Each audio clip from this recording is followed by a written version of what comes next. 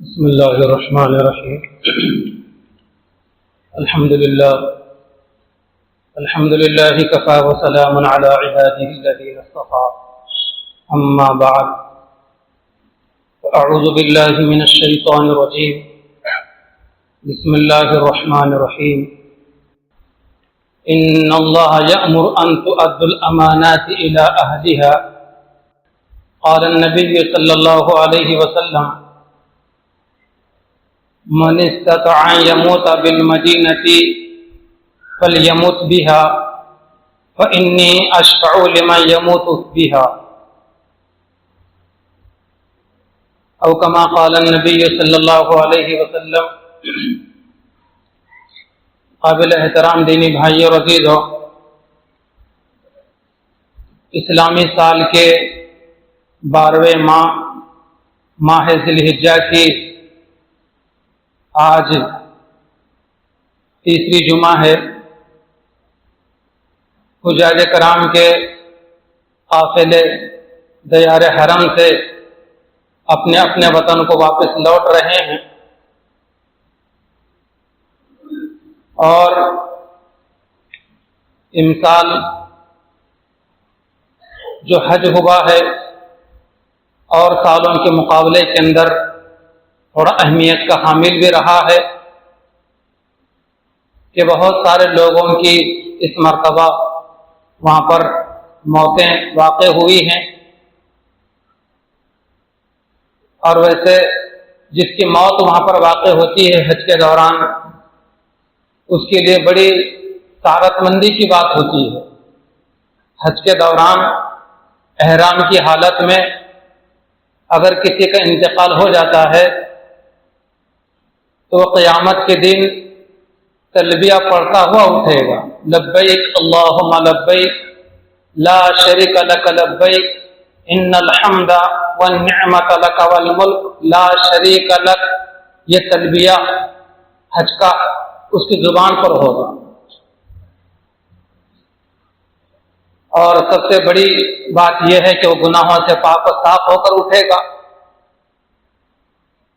اور اس کے جسم خاکی کو اس دیار مقدس میں دفن کیا جائے گا جہاں پر دفن ہونے کے بڑے بڑے لوگ تمنا کرتے ہیں لیکن موقع نہیں ملتا.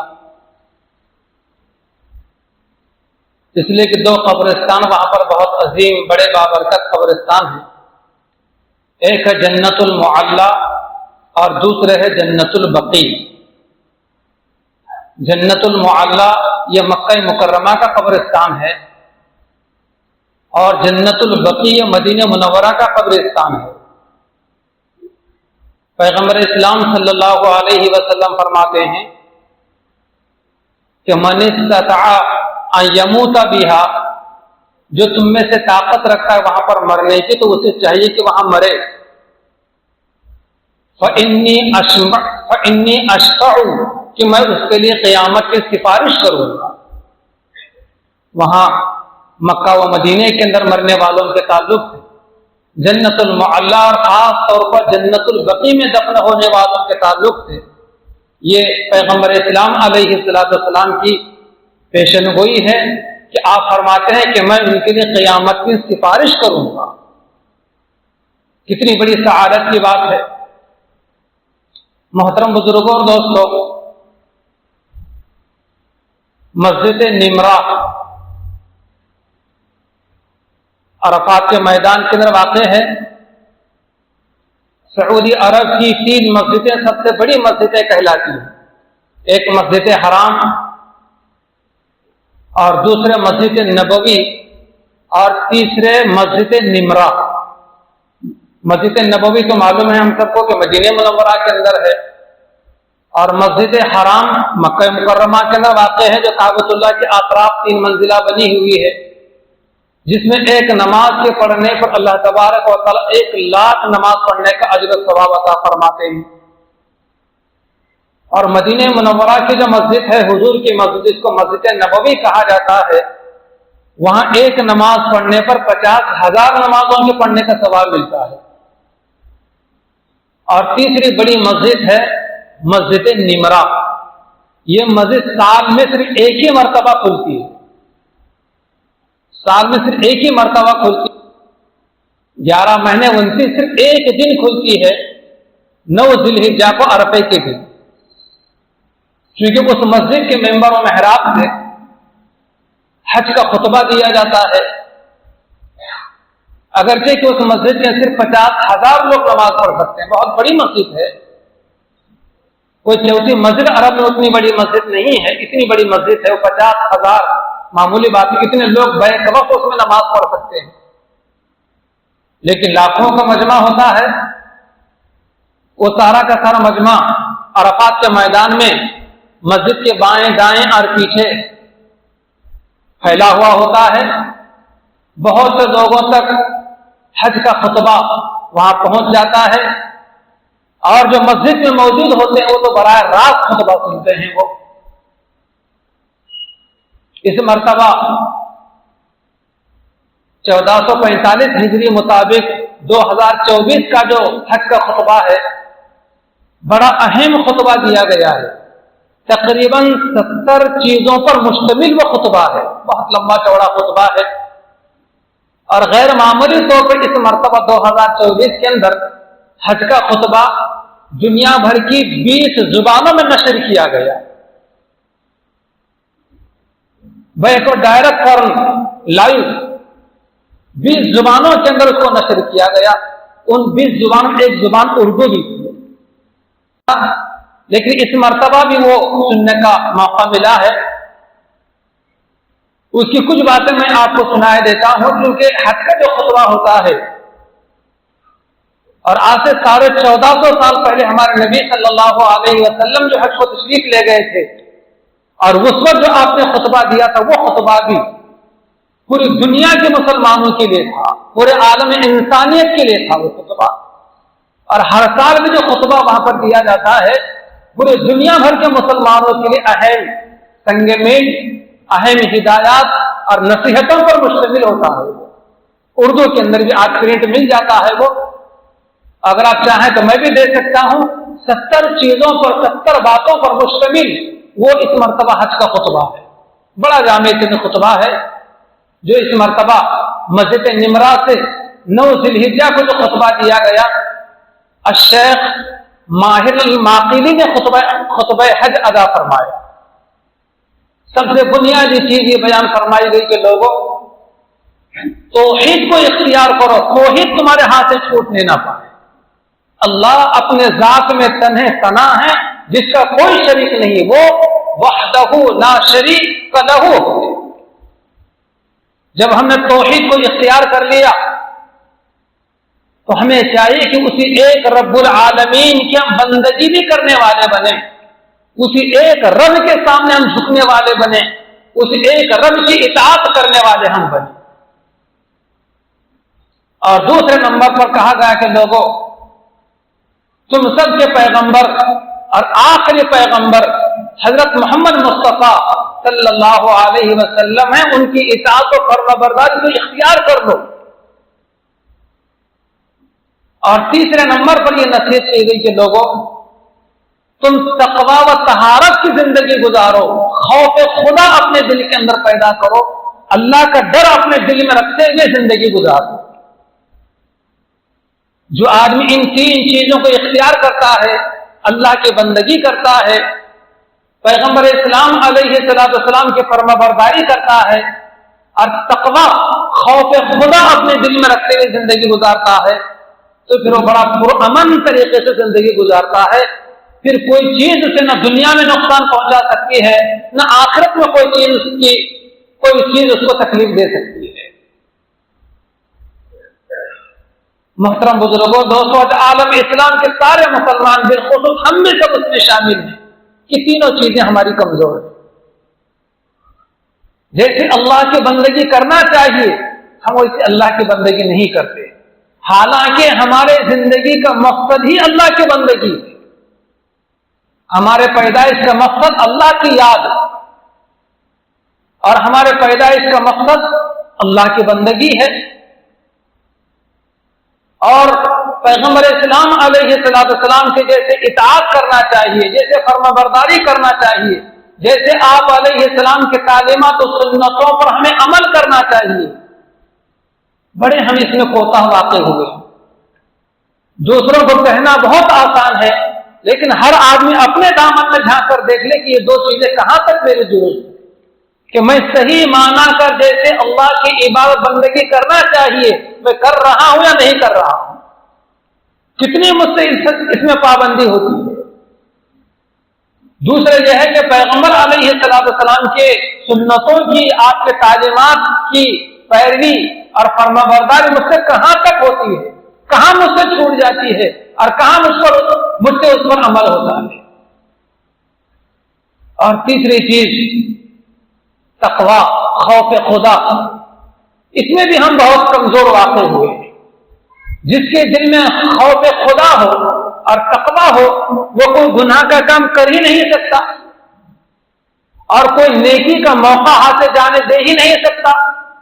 یہ ظاہر بات ہے، جو کبھی کوئی گناہ کر نہیں سکتا اور نیکی کا موقع اس کے ہاتھ سے جا نہیں سکتا تو پھر وہ نہ دنیا میں کوئی اسے ڈرا سکتا ہے، نہ وہ پریشان ہو سکتا ہے، نہ آخرت میں کسی قسم کی اسے کوئی فکر دامنگیر ہوگی۔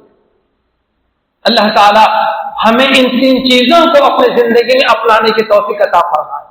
ہم صحیح معنی کا اپنے رب کی بندگی بھی کریں، صحیح معنی کر ہم اپنے پیغمبر کی اطاعت و فرمانبرداری بھی کریں، اور صبح سے لے کر شام تک اور شام سے لے کر صبح تک ہم اپنے دل میں اللہ کا ڈر رکھیں، خوف خدا اپنے دل میں رکھیں کہ یہ کام کروں گا جو مجھے نہیں کرنا چاہیے تو خدا کو آخرت میں کیا منہ بتاؤں گا، اور یہ کام مجھے کرنا چاہیے اگر میں نہیں کروں گا تو اللہ تعالیٰ قیامت کے لیے مجھ سے پوچھیں گے بندے تو نے کیوں نہیں کیا، تو میں خدا کو کیا جواب دوں گا۔ جب یہ استحضار پیدا ہوتا ہے تو محترم بزرگوں دوستوں بڑی صاف ستھری زندگی گزرتی ہے، اور جس کی صاف ستھری زندگی گزرتی ہے اسی کے لیے جنت اور جنت کی لازوال نعمتیں ہیں۔ بالخصوص اسی حج کے خطبے کے اندر عالم اسلام کے تمام نوجوانوں کو متوجہ کر کے یہ کہا گیا ہے کہ لوگوں اور پیارے و عزیز نوجوانوں، تنہائی کے گناہوں سے اپنے آپ کو بچاؤ، تنہائی کے گناہوں سے۔ آج بڑے نوجوان اس میں مبتلا ہیں جس کی وجہ سے ان کی رات کی زندگی، اکیلے کی زندگی، تنہائی کی زندگی بالکل چوپٹ ہے۔ مجھے کوئی دیکھ نہیں، میرے ماں باپ سو چکے ہیں، گھر کا دروازہ بند ہو چکا ہے، میں اکیلا بیٹھا ہوا ہوں، میں اکیلا سو رہا ہوں۔ کیونکہ الشیخ ماہر المعقیلی نے پورے عالم اسلام کے مسلم نوجوانوں سے یہ بات محسوس کی ہوگی، تبھی تو پورے عالم اسلام کے مسلمانوں کو متوجہ کر کے یہ بات کہی کہ اے نوجوانوں، تم تنہائی کے گناہوں سے اپنے آپ کو بچاؤ۔ بڑے آج نوجوان ہمارے تنہائی کے گناہوں سے مبتلا ہیں، نہ ماں باپ کو اس کی کوئی فکر ہے کہ میرا بچہ اور میری بچی کیا کر رہی ہے، اور نہ ان نوجوان بچوں اور بچیوں کو فکر ہے کہ میں کیا کر رہا ہوں اور مجھے کیا کرنا چاہیے۔ اللہ تعالی ہمارے نوجوانوں کو صحیح سمجھ بوجھ عطا فرمائے اور تنہائی کے گناہوں سے اپنے آپ کو بچنے کی توفیق عطا فرمائے۔ محترم بزرگوں دوستوں، خانہ کعبہ جس پر اللہ تبارک و تعالیٰ کی روزانہ 120 رحمتوں کا نزول ہوتا ہے، جن میں سے 60 اللہ تعالیٰ کی رحمتیں کعبۃ اللہ کا طواف کرنے والے کو نصیب ہوتی ہیں، اور 40 رحمتیں ان میں سے وہاں نماز پڑھنے والوں کے حصے میں آتی ہیں، اور 20 رحمتیں صرف وہاں حرم شریف میں بیٹھ کر کعبۃ اللہ کے صحن میں بیٹھ کر کعبے کو دیکھنے والے کے حصے میں آتی ہے کہ میرے خالق و مالک کا گھر ہے۔ یہ مرکز رحمت اور مرکز تجلی گاہ ہے، صرف کعبۃ اللہ کو دیکھ کر رہتا ہے تو 20 رحمتیں اس کے حصے میں آتی ہیں۔ کعبۃ اللہ اللہ تبارک و تعالیٰ کی تجلی گاہ ہے، جو کالے غلاف والا کمرہ جو ہمیں نظر آتا ہے، جس کے 4 کونے ہیں، ایک کونے کو کہا جاتا ہے رکن حجر اسود، اور دوسرے کونے کو کہا جاتا ہے رکن عراقی، اور تیسرے کونے کو کہا جاتا رکن شامی اور چوتھے کونے کو کہا جاتا رکن یمانی. چاروں کونوں کی بڑی اپنی جگہ پر اہمیت ہے, بڑی فضیلت ہے اس کی. اور ایک ہے کعبۃ اللہ کا دروازہ کہ کعبۃ اللہ کے دروازے پر چوکھٹ کو پکڑ کر دعائیں کی جاتی ہیں اور بڑی دعائیں قبول ہو جاتی ہیں. کعبۃ اللہ کے دروازے اور حجر اسود کے درمیان کا جو حصہ ہے اسے کہا جاتا ہے ملتزم, کہ اس حصے کو تھوڑا سا, اتنا سر کا حصہ ہے, زیادہ نہیں ہے, اتنے حصے کو آدمی اپنے سینے کو دیوار سے چمٹا کر دعا کرتا ہے. وہاں پر لوگ چمٹے رہتے ہیں. دعا کے سب سے زیادہ قبولیت کا وہ مقام ہے. اللہ تعالیٰ کا بابرکت گھر جو کعبۃ اللہ جس کا دروازہ ہے اس کی ایک مستقل چابی ہوتی ہے, اور حضور پاک صلی اللہ علیہ وسلم کے زمانے سے آج تک وہ چابی ایک ہی گھرانے کے اندر چلی آ رہی ہے. اسے کہا جاتا ہے کلید بردار کعبہ, یعنی کعبۃ اللہ کی چابی کی حفاظت کرنے والا. ایک زمانہ تھا کہ نبی کریم صلی اللہ علیہ وسلم کعبۃ اللہ میں داخل ہونا چاہتے تھے. اس وقت جو کعبۃ اللہ کے متولی تھے, جن کے پاس چابی رہا کرتی تھی, وہ عثمان ابن طلحہ الشیبی تھے. ہفتے میں صرف 2 مرتبہ کعبۃ اللہ کے دروازے کو کھولا جاتا تھا, پیر کے دن اور جمعرات کے دن. لوگ اندر جاتے, لیکن نبی کریم صلی اللہ علیہ وسلم کو اجازت نہیں تھی کعبۃ اللہ میں جانے کی. حضور لوگوں کے کعبۃ اللہ میں داخل ہونے کی کوشش کی تو عثمان خود کہتے ہیں کہ میں نے حضور کو کھینچ کر باہر نکالا اور میں نے بدتمیزی کی. حضور کے سامنے میں نے گستاخی کی جو مجھے نہیں کرنا چاہیے تھی, لیکن حضور صلی اللہ علیہ وسلم نے بڑے صبر و تحمل سے کام لیا. مجھے ایک لفظ نہیں کہا تو اتنا کہا کہ عثمان ابن طلحہ شیبی, ایک وقت آنے والا ہے کہ جو کعبۃ اللہ کی چابی آج تیرے ہاتھ کے اندر ہے وہ کعبۃ اللہ کی چابی میرے ہاتھ کے اندر ہوگی, اور وہ کعبۃ اللہ کی چابی کے تعلق سے مجھے اختیار ہوگا کہ وہ کعبۃ اللہ کی چابی میں جسے چاہوں دوں, کوئی مجھے روکنے والا نہیں ہوگا.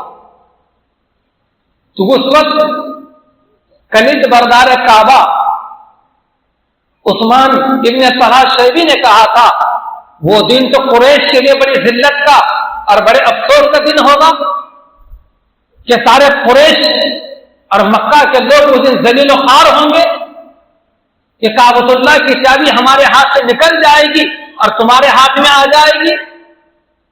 تو نبی کریم صلی اللہ علیہ وسلم فرماتا کہ شیبی, عثمان, اس دن جس دن کعبۃ اللہ کی چابی میرے ہاتھ میں آئے گی اس دن مکہ کے لوگوں کا مقدر اور مکہ کے لوگوں کی عزت آفتاب کی طرح نصف النہار کی طرح چمکنے لگے گی.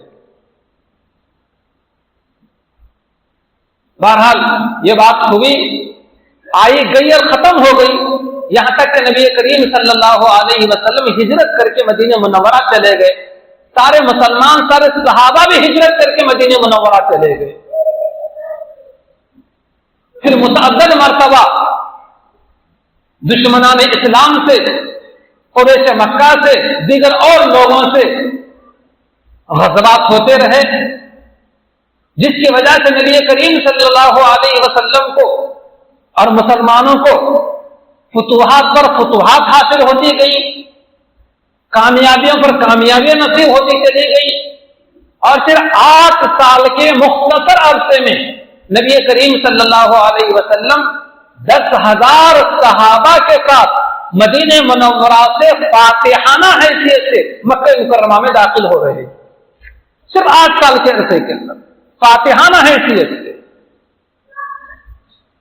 اور اس مرتبہ آپ علیہ السلام اپنی جمیع صحابہ کے ساتھ حرم شریف میں تشریف لے گئے, اور آپ علیہ السلام نے حضرت علی رضی اللہ تعالیٰ کو بھیجا اور کہا کہ عثمان ابن ابی طلحہ شیبی سے کعبۃ اللہ کی چابی مانگ کر لاؤ. انہوں نے چابی حضرت علی رضی اللہ تعالیٰ کے حوالے کی. نبی کریم صلی اللہ علیہ وسلم نے اپنے مبارک ہاتھ سے کعبۃ اللہ کا تالا کھولا, اندر داخل ہوئے اور پھر 2 لوگوں کو حضور علیہ السلام اپنے ساتھ کعبۃ اللہ میں لے کر گئے. قوموں کا امتیاز آپ علیہ تعصبیت کا امتیاز آپ نے ختم کر دیا. ایک حضرت بلال, دوسرے حضرت اسامہ ابن زید, ان دونوں کو لے کر کعبے کے اندر داخل ہوئے اور اندر سے کعبۃ اللہ کا دروازہ بند کر لیا.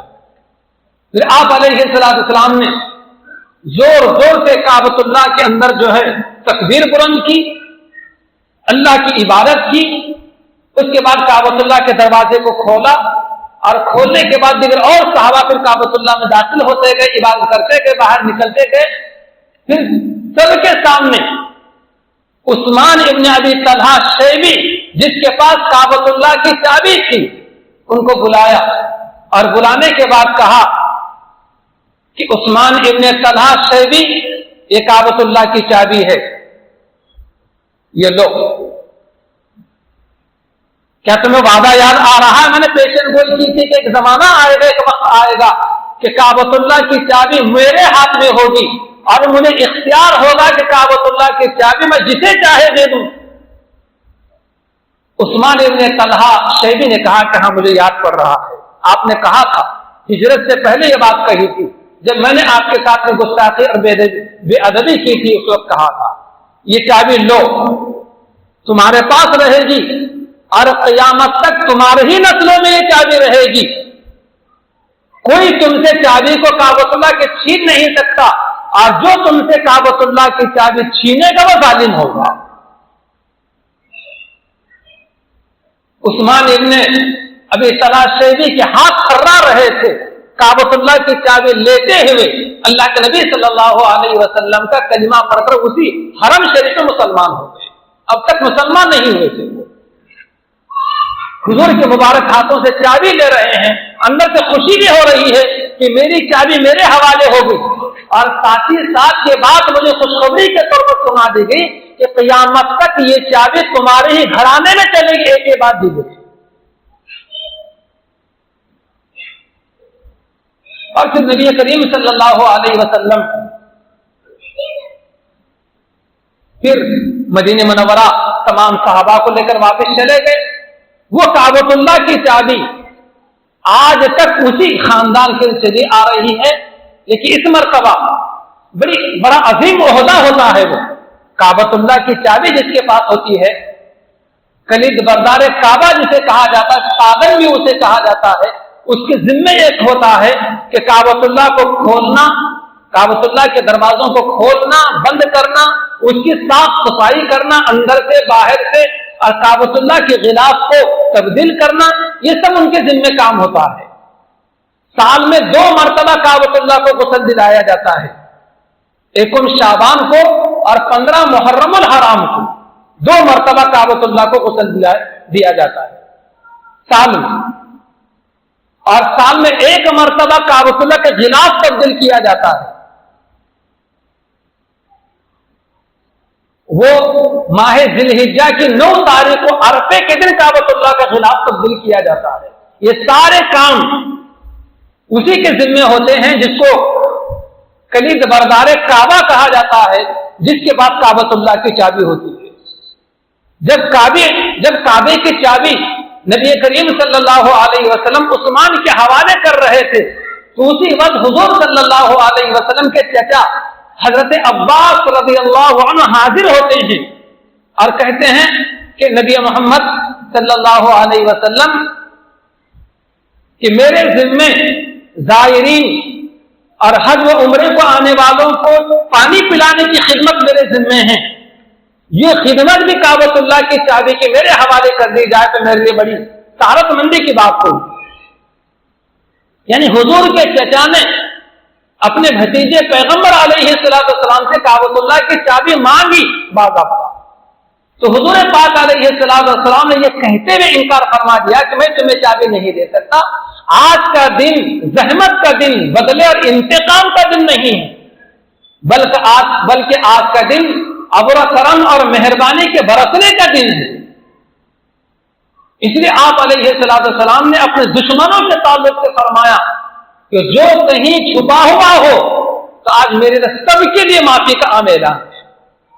جنہوں نے حضور کے قدموں میں کانٹے بچھائے تھے، حضور کے مبارک جسم پر کوڑا کرکٹ ڈالا تھا، حضور پر حملہ کیا تھا، حضور کو برا بھلا کہا تھا، حضور کو جادوگر کہا تھا، نہ جانے کیسے کیسے باتوں سے حضور پاک علیہ السلام کو ایذان و تکلیفیں دی گئی تھی، وہ سارے حضور کے سامنے تھے، لیکن حضور نے فرمایا لا تثریب علیکم اليوم فانتم الطلقاء، آج تمہاری کوئی گرفت نہیں ہوگی، کوئی پکڑ نہیں ہوگی، تم سب کے سب آزاد ہو۔ کسی سے حضور نے بدلہ نہیں لیا، کسی سے انتقام نہیں لیا، سب کو معاف کر دیا۔ حضور کے اس اعلان کو سن کر سینکڑوں لوگوں نے اسلام قبول کر دیا۔ بہرحال یہ چابی عثمان ابن ابی طلحہ شیبی کے خاندان میں چلی آ رہی ہے، اور 2 دن پہلے 19 ذی الحجہ غالباً 26 جون کو 77ویں کلید بردار کعبہ الشیخ صالح الشبیبی کا انتقال ہو گیا ہے۔ نسلاً بعد نسلیں ایک کے بعد دیگرے ان کے خاندان کے اندر یہ کعبۃ اللہ کی چابی منتقل ہوتی ہوئی آ رہی تھی، پرسوں بدھ کو ان کا انتقال ہو گیا ہے، اور 78ویں کعبۃ اللہ کی چابی کے محافظ کلید بردار کعبہ عبد الوہاب ابن زین العابدین الشیبی کی یہ چابی ان کے حوالے کر دی تھی، اور آج ان کا پہلا دن ہے۔ کتنا خوشی کا منظر ہوگا ان کے لیے کہ کعبۃ اللہ کی چابی ان کے ہاتھ میں آ کر جمعرات کو ان کے حوالے کر دی گئی۔ آج پہلا دن ہے جو کعبۃ اللہ کی چابی لے کر حرم شریف میں وہ داخل ہو۔ سعودی کا بادشاہ بھی اگر وہاں پہنچ جائے تو انتظار کرنا پڑتا ہے ان کے آنے کا، جن کے پاس چابی ہوتی ہے۔ اتنا بڑا اونچا عہدہ ہوتا ہے وہاں پر کلید بردار کعبہ کا، جن کے پاس کعبۃ اللہ کی چابی ہوتی ہے۔ اللہ تعالیٰ سے دعا ہے کہ اللہ تعالیٰ الشیخ صالح الشیبی کی بار بار مغفرت فرمائے، ان کے درجات کو بلند فرمائے، اللہ تعالیٰ ان کے خاندان کو صبر جمیل عطا فرمائے، اور اللہ تعالیٰ ان کی خدمات حسنہ کو اپنے بارگاہ میں شرف قبولیت عطا فرمائے، اور اللہ پاک ہمیں بھی حرمین شریفین کی بار بار زیارت نصیب فرمائے۔ جو لوگ گئے ہوئے ہیں واپس آ رہے ہیں، اللہ تعالیٰ عافیت کے ساتھ ان کا اپنے وطن لوٹنا آسان فرمائے۔ محترم بزرگوں اور دوستو، 78ویں کلید بردار کعبہ نام یاد رکھیے عبد الوہاب ابن زین العابدین الشیبی ہے۔ اب دیکھیے کب تک ان کی زندگی وفا کرتی ہے اور کب تک وہ رہتے ہیں سوائے اللہ کے کسی کو نہیں معلوم، لیکن اس مرتبہ جو ہے کعبۃ اللہ کے کلید بردار کعبہ چابی کے محافظ عبد الوہاب ابن زین العابدین الشیبی، اس سے پہلے جو تھے الشیخ صالح الشیبی، ان کا پچھلے 19 ذی الحجہ مطابق 26 جون بدھ کے دن غالباً ان کا انتقال ہو گیا ہے۔ بہرحال محترم بزرگوں دوستو، حج اور عمرہ 2 ایسی عبادتیں ہیں کہ نبی کریم صلی اللہ علیہ وسلم کے فرمان کے مطابق 2 چیزیں اس سے ختم ہو جاتی ہیں۔ کون سی 2 چیزیں ختم ہو جاتی ہیں؟ ایک تو یہ ہے کہ حج عمرہ کرنے کی وجہ سے سارے گناہ اس کے ختم ہو جاتے ہیں، اور دوسرے یہ ہے کہ حج اور عمرہ کرنے کی وجہ سے غریبی، مفلسی، حج و عمرہ کرنے والے کے تنگدستی ختم ہو جاتی ہے۔ کبھی آپ نے نہیں سنا ہوگا کہ کوئی حج کو جا کر یا عمرے کو جا کر کنگال ہو گیا، فقیر ہو گیا، یا بھیک مانگتا پھر رہا ہے، کبھی آپ نے سنا نہیں ہوگا۔ لیکن ہاں فلاں صاحب شادی کر کے، فلاں صاحب مکان بنا کر کنگال ہو گئے، غریب ہو گئے، مکان بیچنے پر آ گئے، مقروض ہو گئے، آپ نے سنا ہوگا۔ لیکن کبھی آپ نے نہیں سنا ہوگا کہ حج کر کے یا عمرہ کر کے کوئی کنگال ہو گیا، کوئی غریب ہو گیا۔ یہ اللہ تبارک و تعالیٰ کی مہربانی ہوتی ہے، اللہ تبارک و تعالیٰ اس کو نوازتے ہیں، نہ کہ اسے محروم کرتے ہیں۔ اللہ تعالیٰ سے دعا کہ اللہ پاک ہمیں عمل کی توفیق عطا فرمائے، آمین وآخر دعوانا ان الحمد للہ رب العالمین.